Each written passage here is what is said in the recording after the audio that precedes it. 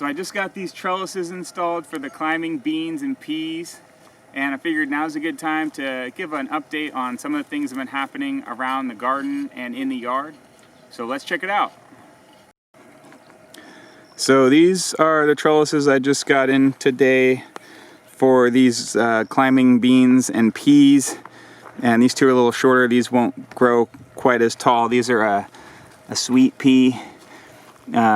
And these are all just started sprouting up about a week ago, or in the last week or so. So this one will grow a little taller, so it's got a taller trellis. So yeah, this is one of the bean/pea beds. Doing really good as far as germination. Over here we've just got excellent germination. A lot of sprouts popped up. So super excited about that.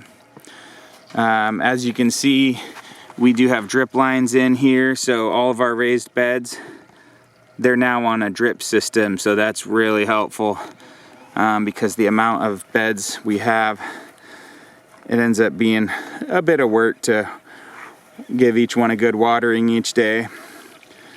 So that's the bees coming up strong, beans and peas coming up strong, this bed as well, and some over here. So yeah, I just got this drip system in last week. I didn't make a video on it. It's just pretty basic. You've got an electronic controller here. It runs through a filter. I actually have the filter out because it leaked. They're sending me a new one. But yeah, you turn it on here, it runs through, you program how many days and all that. Really cool. You run a main line, that's the black pipe. Excuse this roll, that's not part of this, that needs to be put away. The main black pipe, that's your main line pipe, and you branch it off, so that branches off to that bed over there. And then you just send a little 1/4-inch tube up your bed. You send a 90-degree elbow on it, and then from there you just send those however many lines you want into your beds. So you can see this has got 3, and it's feeding this bed. So the main line pipe keeps going, and you just split off it as you need and send 1/4-inch lines into your beds and let them water your plants. So really cool system. I got this from dripworks.com. Just bought it as a kit, and really excited on it. You can see that just dripping nice and steady. It'll take a little fine tuning, but overall really stoked on this setup. I wanted to do a quick follow-up on the zucchini and squash. These were under attack by cucumber beetles. Yeah, there's also cucumbers in here. These were under attack heavily by cucumber beetles and squash bugs. So we actually went ahead and sprayed some neem on them, which is an organic pesticide, and you spray it on there. It's very mild, and it takes care of the bugs, and it's plants are still organic and safe to eat at the end of the season. So that seems to have worked. These are doing a lot better. We'll keep an eye on them, but yeah, it looks like we made it through that little storm for now. All right, so here's the compost that we set up probably 3, maybe 4 weeks ago. Just to update on this.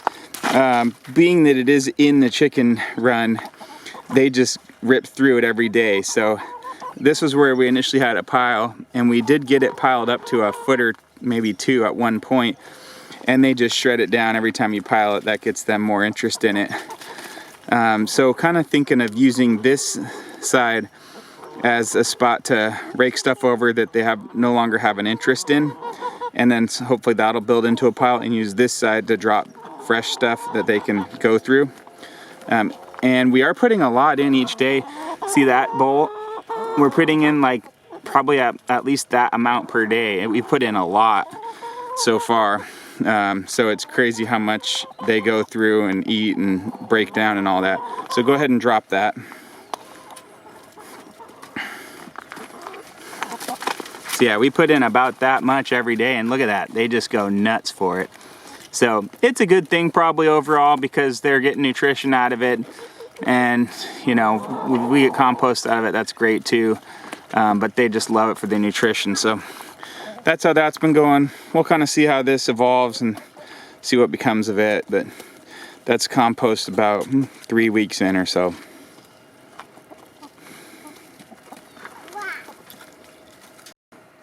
All right, so now we're out into the southwest corner of the property, and this is the furthest zone out as far as place that we would go to as far as, you know, your zones, if you go by that. This is like your zone 5 or whatever. We don't go over here very often, but I still am checking on this a couple times a week for now. So this is our edible hedge. This is feijoa, also known as pineapple guava. So these have been in a little while. I got some new ones in because I wanted to tighten up the hedge, the spacing. I didn't have, probably only had about 6 before, now we have 9. So these also have a little drip, but it's manual, so you just gotta put the end piece on the hose, turn the hose on, and then turn it off. But yeah, these are pineapple guava or feijoa. These will put off a nice little fruit, and hopefully this will fill in a good hedge, maybe go 6 to 8 feet tall, get a little privacy out of this corner, and some food you can eat off it, and it tastes pretty good. So just wanted to get this documented, and then we'll keep an eye on it, and we'll see how it grows over the years and see what it ends up as.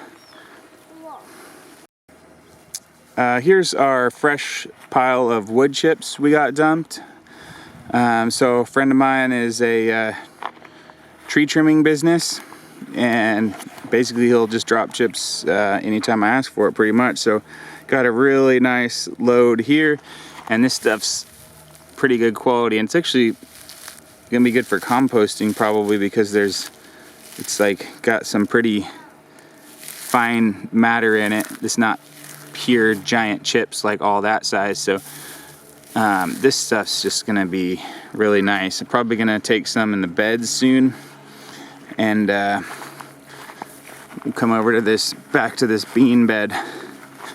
Probably put some chips down on these beans so that they hold the moisture better, regulate the heat and all that better. So that'll be one of the next things to get done around here, is put some wood chips down in these bean beds. I don't know that I'll do it in the corn beds because they're gonna have so much shade down there anyways once the stalks get taller. Looks like we have a little problem on our hands right now.